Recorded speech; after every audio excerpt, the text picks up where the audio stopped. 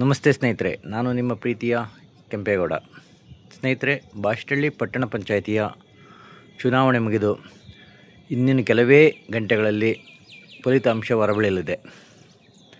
ನಾವು ಗ್ರೌಂಡಲ್ಲಿ ನೋಡಿರೋ ಪ್ರಕಾರ ಈ ಬಾರಿ ಬಾಷ್ಟಳ್ಳಿ ಪಟ್ಟಣ ಪಂಚಾಯಿತಿಯ ಗದ್ದುಗೆಯನ್ನು BJP ಇರೋದಂತೂ ಗ್ಯಾರಂಟಿಯಾಗಿದೆ. ಸರಿಸುಮಾರು ಒಂದು ಅಂದಾಜಿನ ಪ್ರಕಾರ ಹೇಳಬೇಕು ಅಂತಂತಂದರೆ ಒಂದು 12ರಿಂದ 15 ಸೀಟು BJP ಗೆಲ್ಲೋದು ಗ್ಯಾರಂಟಿಯಾಗಿದೆ. ಇರೋ 19 ಕ್ಷೇತ್ರಗಳಲ್ಲಿ 12ರಿಂದ 15 BJP ಗ್ಯಾರಂಟಿಯಾಗಿದೆ. ಇನ್ನು ಕಾಂಗ್ರೆಸ್ 3ರಿಂದ 5, ಒಂದು 2ರಿಂದ 5 ಅಂತನ್ಬೋದು. 2ರಿಂದ 5 ಕಾಂಗ್ರೆಸ್. ಪಕ್ಷೇತರರು ಇಲ್ಲಿ ಇದು ಮಾಡೋಕ್ಕೆ ಶುರು ಮಾಡ್ತಾರೆ. ಅವರು ಒಂದು 2ರಿಂದ 3 ಪಕ್ಷೇತರರು ಗೆಲ್ಲಬಹುದು.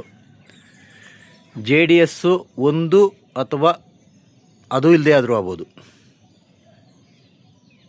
ಗೆದ್ದರೆ ಒಂದು ವರದನಹಳ್ಳಿ ಬಿಟ್ಟರೆ ಇನ್ಯಾವ ಕ್ಷೇತ್ರನೂ JDS ಬರಲ್ಲ ಅನ್ನೋ ಇದು ಗ್ರೌಂಡಲ್ಲಿ ಓಡಾಡ್ತಾ ಇರೋದ್ರಿಂದ JDS ಈ ಬಾರಿ ಯಾವುದೇ ಒಂದು ರೀತಿಯಲ್ಲೂ ಒಂದು ಫಲಿತಾಂಶ ತಗೊಳೋದು ಡೌಟೇ.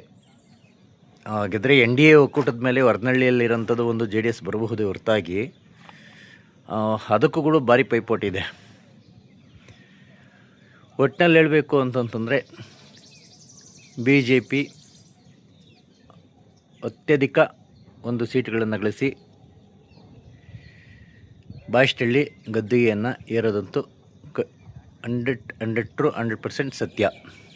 ಇದು ನಾನು ಗ್ರೌಂಡಲ್ಲಿ ಓಡಾಡಿ ಪ್ರತಿಯೊಂದು ಊರಲ್ಲೂ ಓಡಾಡಿ ಒಂದು ರಾಜಕೀಯವಾಗಿ ಮೊದಲಿಂದನೂ ಕೆಲವೊಂದು ಕೊಟ್ಕೊಂಡು ಬಂದಿದ್ದೀನಿ. ಎಲ್ಲವೂ ಸತ್ಯವಾಗಿವೆ. ಈ ಸಲಿನೂ ಸತ್ಯ ಆಗುತ್ತೆ ಒಂದು ನಂಬಿಕೆ. ಅಂದರೆ ನಾನು ಹೇಳಿದ್ದು ನಾವು ಗ್ರೌಂಡಲ್ಲಿ ನೋಡಿರೋ ಪ್ರಕಾರನೇ ಹೊರತು ಮತದಾರ ಬೂತಲ್ಲಿ ಏನು ಬರ್ತಿರ್ತಾನೆ ಅಂತಂತ ಯಾರಿಗೂ ಗೊತ್ತಿರಲ್ಲ. ಏನಾದರೂ ಆಗಲಿ, ಯಾರೇ ಗೆಲ್ಲಿ, ಜನಗಳಿಗೆ ಒಳ್ಳೇದು ಮಾಡಲಿ ಅಷ್ಟೇ ನಾವು ಕೇಳ್ಕೊಳ್ಳೋದು. ಜೈ ಹಿಂದ್, ಜೈ ಕರ್ನಾಟಕ ಮಾತೆ.